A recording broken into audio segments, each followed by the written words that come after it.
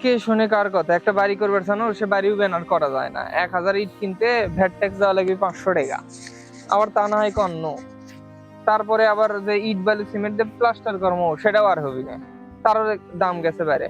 Plaster করতে বলে এখন আবার কেমিক্যাল দেওয়া লাগে। আমার রিমন ভাগ্নে কোনো যে ভাগ্নে কেমিক্যালের কি অবস্থা, ওটা নাকি লিটার প্রতি 4-5 টাকা বাইরে দিছে। কোন তাহলে ইনকে করলে কেমনি কি হবি? এটাও না হয় কন্ন করে ঘরের যে আলো জ্বলামো সেটা তো আরেক বিপদ বাইরে গেছে। এলইডি লাইটের ভ্যাট ট্যাক্স 5% থেকে 15% করে ফেলে দিচ্ছে।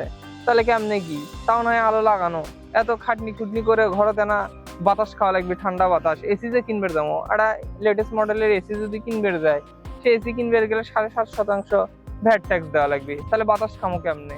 তা না হয় কন্ন এটা যে বাড়ির বাজার থেকে যে বাজার করে নিয়ে এসে না ফ্রিজের খামো, ফ্রিজের থুয়ে থুয়ে খামো, তাও আর হবি না।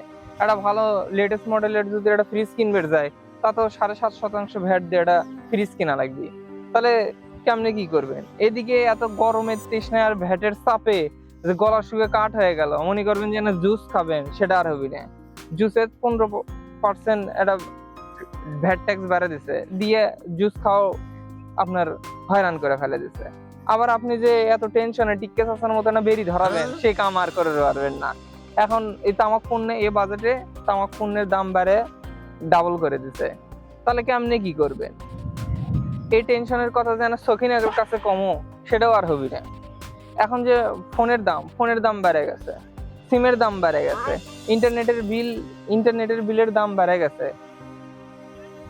এখন এর মধ্যে যার কাছে টাকা আছে তার কাছে টাকাই হচ্ছে, আর যার কাছে টাকা নাই তার কাছে টাকাই থাকিচ্ছে না। নানান বিপদের মধ্যে, আর মধ্যবিত্তরা না যাবার পারিচ্ছে উপরে, না যাবার পারিচ্ছে নিচে। তা আমাকে হচ্ছে এই অবস্থা, আপনি কি অবস্থা এটা না জানে দেন।